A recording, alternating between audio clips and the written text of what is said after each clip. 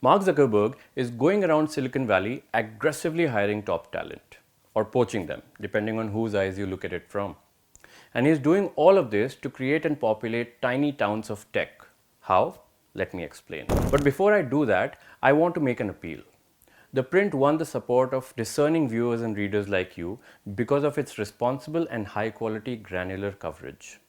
This quality of journalism requires resources, and that means we need viewers and readers like you to consider taking subscriptions to support our work. Subscriptions to ThePrint come with a host of special privileges which you can find in the description below. I urge you to support us and help us produce more quality work. Back to generative AI now. The Meta platform's CEO has just said that his company will spend hundreds of billions of dollars to build several massive AI data centers for superintelligence. And when he says data centers, he means sprawling high-tech industrial facilities, not just server farms. Zuckerberg said that Meta's superintelligence labs will launch Prometheus and Hyperion. And if these names didn't sound sci-fi enough, he chose to name them Titan clusters.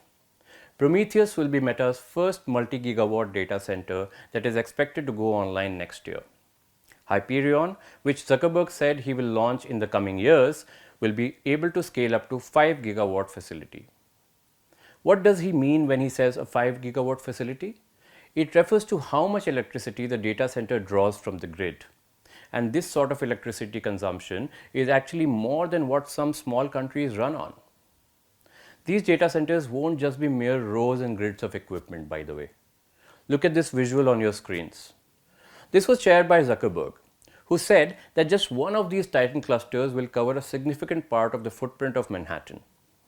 Some such campuses set up in Iowa and Utah by other firms including OpenAI operate almost like tiny independent towns. They have their own roads, maintenance crews, and weather monitoring. They even have emergency services. While they are the size of townships, you will find small but highly skilled teams of humans. These include data center technicians, network engineers, physical security personnel, and cooling infrastructure experts. Why cooling experts though? Such facilities need immense electricity to keep functioning. They also need millions of gallons of water every day for evaporative cooling. This cooling mechanism takes care of the intense heat generated by thousands of high-performance GPUs at a lower energy cost than traditional air conditioning. What GPUs are, I'll explain in just a bit. The water used for this cooling is typically drawn from local municipal supplies, groundwater sources, or recycled wastewater. In fact, according to a New York Times report, one of Meta's data center projects in Georgia has already caused water taps to run dry in some residents' homes. Now, while the connection we have with a ChatGPT or a Grok screen may be intangible, these conversations are powered by these actual intensive hyper facilities on the ground. All of it is super complex and layered, but if I am to try and simplify it for you, with the risk of course of oversimplifying it, picture this. When you type a prompt into a service like ChatGPT or Grok or DeepSeek, your request first goes to a smaller facility called an edge data center, which is situated closer to you than these bigger facilities. It's called that because it is located at the edge of a network and as close to a user as possible. From there, the request is routed to one of the hyperscale AI data centers, for example Prometheus or Hyperion when they become functional. They house thousands of GPUs that are put in place for essentially generating responses. GPU, short for Graphics Processing Unit, is an electronic circuit that was originally designed to speed up the creation of images and videos. However, its ability to perform vast numbers of calculations rapidly has led to its adoption in AI and scientific computing. So, inside these super facilities, there are servers that use Nvidia's H100 or A100 GPUs that can execute trillions of operations per second. Large language models like GPT-4 or Claude interpret your prompt by converting them into numeric tokens, process them, and generate a response all within milliseconds.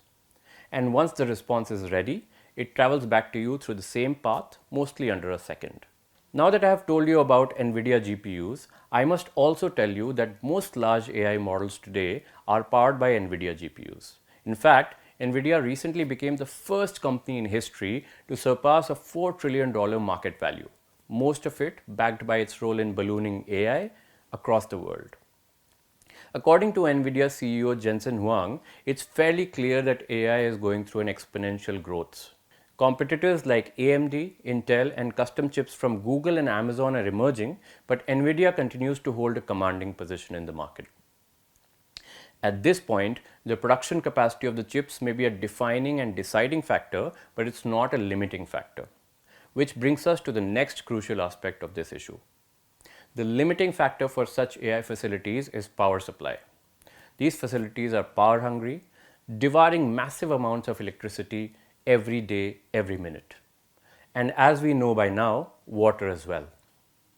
That's why, if you notice, companies are starting to locate their data centers in a way that these two resources are most accessible.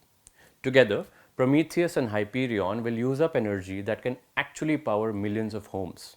This means that they will have to draw these resources from nearby communities. But these firms appear to have a clear and strong support of the US administration, with Trump having previously expressed his government's commitment to AI initiatives.